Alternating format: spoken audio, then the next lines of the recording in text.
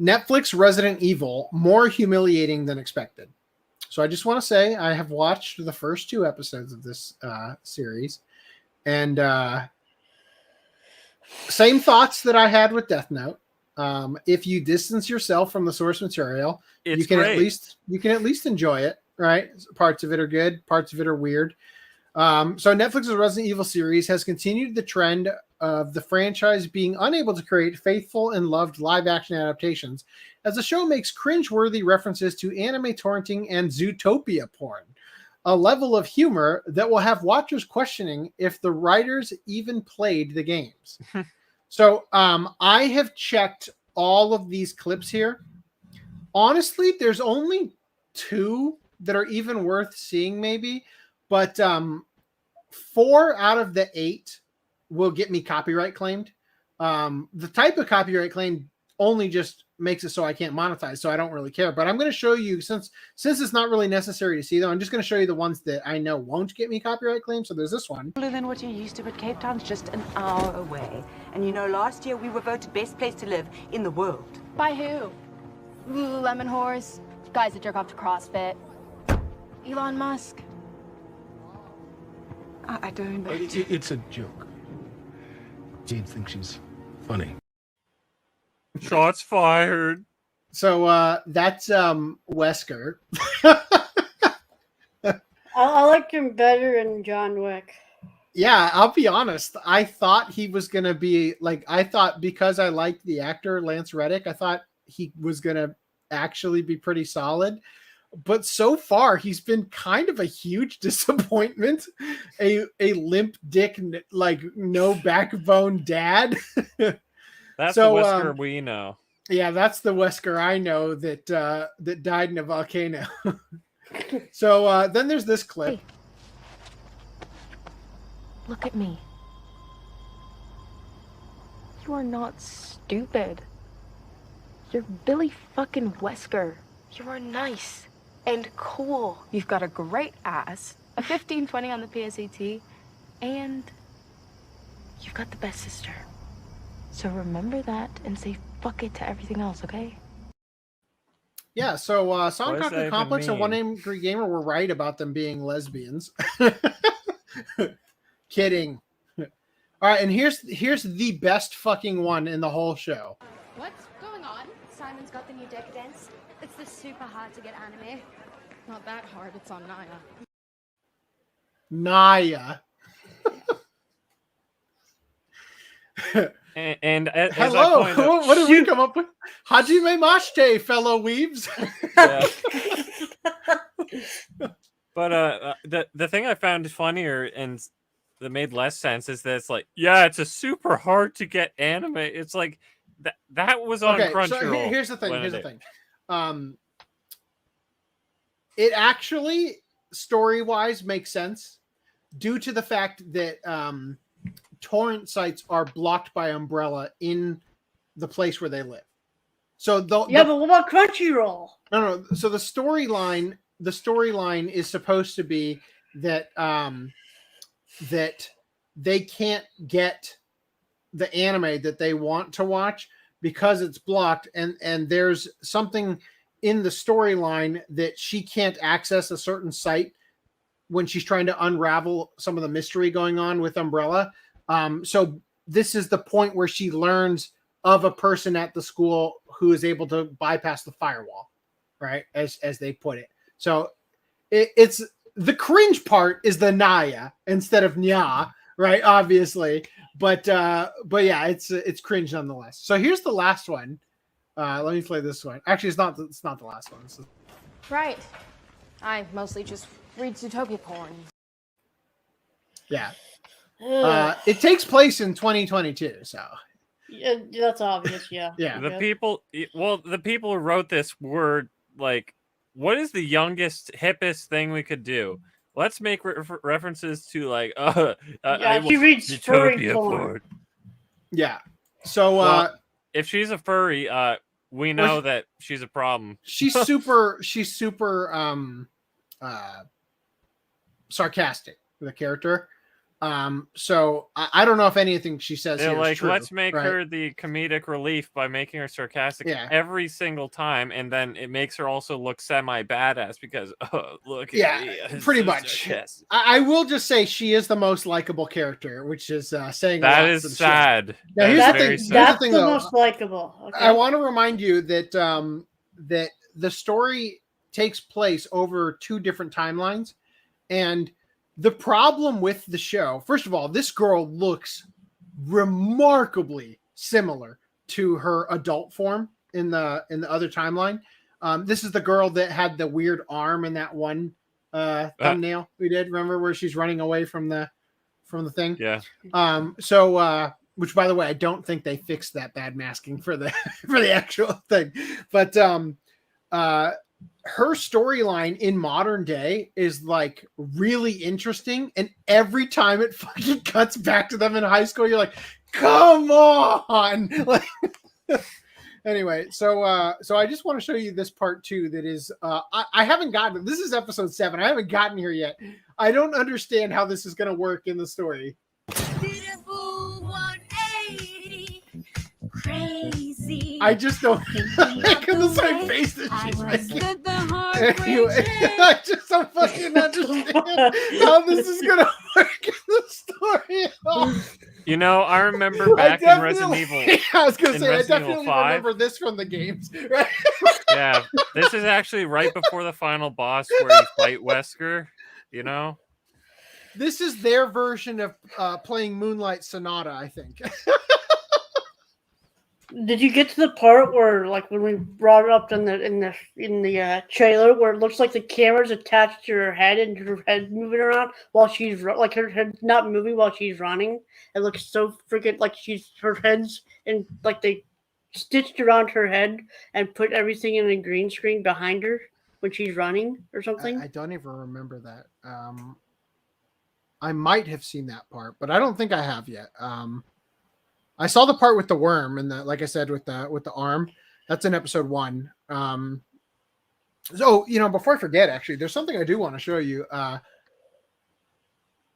So, like I said, it's kind of similar to the live action Death Note, where it's like, as an adaptation, it sucks ass. But if you can distance yourself from it and just kind of experience it as something else and pretend, because what it feels like is, all right, we're making a zombie series, and guess what, guys? Netflix secured the rights. We can call it Resident Evil. That's basically what it feels like. Yeah. All right, it basically has nothing to do with the games. There's a couple of like name drops here and there. Again, I've only seen the first 2 episodes, but other than that, it's not really, it's not other than like Umbrella. There's nothing huge so far, and of course Wesker, who, remember, they're gonna reveal to me at some point how he's alive and black and not in a volcano. But in the series, and this is from episode 2, you see her find a zombie. Like, it's actually the husband of the woman whose house she's in right now. And he is he chained himself up in the bathroom, and she needs to get something. She needs to get his pocketbook, right? So you see this guy, and when she's trying to get the thing out of his pocket, he starts to rip his hand off, right? And it's a really good effect. Like, and the sound design and everything on it is just horrifying while you're watching it, right? So he gets his fucking hand off, right? Like, it actually rips off, right? His and face the sound off? What? I was making a face-off joke. Face-off joke? My dad's in it. And then immediately you see his hand is still there. oh my god, what? Continuity ruined, right? You can literally see his hand attached to the pipe in the bathroom still, right? And there it is. So it's like, he grew back and he's like a friggin' gecko or whatever, like grew back his hand. Okay, now I'm being a little facetious here. You can see the hand, right? Because what it turns out, I watched it frame by frame and I realized the sound design ruins it, But if you're actually watching it frame by frame, paying attention, what's actually happening is the skin is ripping off. So what he left behind is basically he got gloved, right? Yeah. Okay. But that makes sense. But continuity still ruined because they didn't show it clear enough. No, look, the fucking hand fell out, and the goddamn handcuffs came undone. Still, continuity ruined. No, so I would legitimately, I'd recommend giving it a shot if you can stomach, things that are attempting to adapt things that you're like, wow, you didn't even play the games, did you? You know, but honestly, I would recommend at least giving it a shot because it's so far, like I said, the stuff that happens in her timeline is like you're just like, oh shit, this is fucking real, for a lot of it. And it's fun to watch because it's a very different take than you've seen before in other zombie movies and the games. Some interesting like devices and ideas surrounding how they protect themselves. In fact, she actually is studying the zombies, and she's just like walking among them, and there's no issue. But she's like testing them, like and studying them by I forget what she specifically does to the rabbit. I don't know if she injects it or she pulls out, she like withdraws blood or scratches it or something. Yeah, well, basically they're attracted to blood. So what happens is she gets up and her arm grazes something and it cuts her. And as soon as she draws blood, they start chasing her. Right. So it's a different take on the whole idea. And it's kind of like the world building behind it seems like they could do some interesting things with it, So anyway, but then again, when she's not bleeding, in another part later on, she gets chased by them in a way that I don't know. Well, I'll have to keep watching, but I'll let you guys know. Anyway, so they said many will likely be surprised that the series included memorable foes from the game, such as the Lickers, haven't gotten that far. Dr. Salvador, haven't gotten that far. The Alligators, nope. Giant Spiders, and the Tyrant. Well, I can't wait to get to that. Lisa Trevor, puzzle solving. Moonlight Sonata, and other Resident Evil references were also said to be present by critics. So I don't know about that. I know that Lisa Trevor and all of this stuff that they just listed here is in Welcome to Raccoon City, the other recent adaptation. So I don't know, maybe that's a mistake by Sankaku Complex, because I just can't imagine Lisa Trevor is going to show up in this series, because Lisa Trevor is from Resident Evil 2 Remake, where she's like a character in the mansion where the whole shebang starts, right? So I don't know that that's going to happen. But the Moonlight Sonata and all that shit, that happens in Welcome to Raccoon City, if I remember correctly. Anyway, various other criticized moments are likely to surface on social media and Twitter in the future. So guess what? Japanese fans criticize Netflix's Resident Evil. More like politically correct hazard, right? So also, I can't prove it yet because I've only seen 2 episodes. But I think Wesker in this is not only black, he is also gay. Because his daughters are adopted, surrogate. They were born 2 separate egg donors in the same surrogate who delivered the baby, so they're technically twins because of this weird shit that's going on. Anyway, so Netflix just kicked off its new Resident Evil series, and as initially expected, the show has been scoring poorly amongst actual fans, including those in Japan, who are generally more forgiving when it comes to live-action adaptations. Since Netflix's new Resident Evil show debuted on July 14th, it has scored as low as 53% by critics and a 1.8 amongst users on Metacritic. 53% by critics? That's fucking abysmal. While there are plenty of shows and movies that score lower with critics and higher with the general audience, it wasn't the case for Resident Evil, with scores as low as 22% from the audience on Rotten Tomatoes and a 3.6 on IMDb. Honestly, from what I've seen so far, look, the stuff in the 2022 timeline, yeah, it's cringe as fuck, but that's still pretty harsh from what I've seen so far. So the Netflix CG anime Resident Evil Infinite Darkness also had low scores, but were still higher with a 50% rating from critics and a 39% audience score. Some suggest the low scores could be due to the changes made to Albert Wesker's character, but Japanese fans had plenty of other criticisms about the show. Quote, I'm watching Netflix's Biohazard right now, but it's like politically correct Hazard, as expected. It's such a waste to go with Wesker again when you're going with a new approach for the story. That last CG anime Resident Evil on Netflix was also pretty iffy. Quote, all I have to say is the Netflix Resident Evil is honestly no fun at all. I just turned off my brain to watch it and still had enough.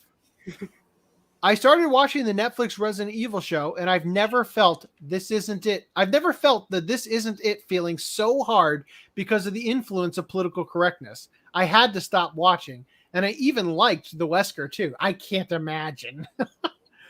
So that girl that was doing the singing, she has a lesbian wife. Like she's married to a woman in it, which just that if that's what they're talking about, like I just don't feel like they've stepped over the line yet with what I've seen. But I will keep you posted. What's the point in you even bringing this up if it's like to everything you're like? I mean, I've only seen two episodes. Give me a break. I mean, I've only seen two episodes. I'll keep you guys posted next podcast with my full review. Anyway, so they said the Netflix Resident Evil drama is such a waste of time. I dumped it already. I was checking out the Netflix Resident Evil drama, but I couldn't get over how egotistical the female protagonist was. I watched the Netflix Resident Evil, but it was just so stressful. The producers just don't get it, do they? All we need for Resident Evil is explore, run away, and escape, okay? We don't need any of this human drama bullshit. They could have just made a live-action Revelations, and it would have definitely been more fun. Which one is Revelations? That's the one where you see Jill's ass a lot. Because you play as her. Oh. I heard the Netflix Resident Evil show is terrible. Too bad we can't make Japanese movies, but with American money. Then we can hold back on the American level political correctness. It's fine to have black people in there, but don't go around changing characters that were originally white. That's such a selfish change based on one's own convenience. Well, dude, it's also the fact that his lore makes no sense in like when you compare the lore to the original Wesker and stuff. It's like, yep, I got 2 daughters now, and I'm a humble father. I am, because they have promised to explain how he got out of the volcano. I am hopeful. For real? Yeah, that's what they've promised to explain in what we've read so far, and from what I've heard on whispers on the internet from people who's watched it. So I can't wait to find out that what happened is his skin was singed black, and that's why he's black, because lava, man. Right? I mean, don't you remember? Man. Don't you remember when Wesker was in the volcano? Let me pull up an image here. Wesker in the volcano. He's already mostly black, right? Look at his face. Yeah, I'm sure he goes through that gigantic transformation, tries to like murder people, and then he comes back and he's like, I'm going to settle down, have a couple daughters. See, he's becoming black as we speak. Right, so that's got to be the explanation. Is that Lance Reddick is underneath that blonde, what is it, red-eyed? I guess. No, so the thing about his daughters is that's actually, his daughters aren't even really like important to him, like from like a familiar perspective. They literally are what's keeping him alive in the story, because he's taking blood samples from them and injecting them into himself. And for some reason, that's stopping him from like getting the shakes. That's all I've seen in 2 episodes. And the lesbian lady doing that song and dance routine, she uses that to whip him into obedience. Is like, well, you wouldn't want me to take away your daughters. Anyway, that's all I've seen in 2 episodes, but I just can't wait. Anyway, So continuing, it was okay. The part that Americans really don't seem to understand the most is why feel the need to change the race or gender of already existing characters. Why not just make a Resident Evil with a new story and new characters? Damn Yep. right. And then you can you can pack it full of black people and people. Are you suggesting they just adapt Resident Evil 5? Just ship them off. Oh man. It doesn't seem like black people are particularly happy about this. It's probably vocal minority nonsense if so. This We is got the an result. interview with the spokesperson of black people for comment.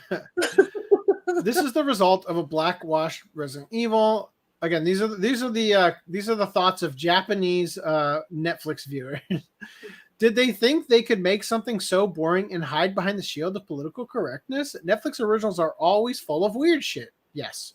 Congratulations, Capcom. Deep, dark fantasy with the female symbol or the male symbol. That's the male symbol. Resident Evil 5 had a bunch of black people, so why not bring them out for that?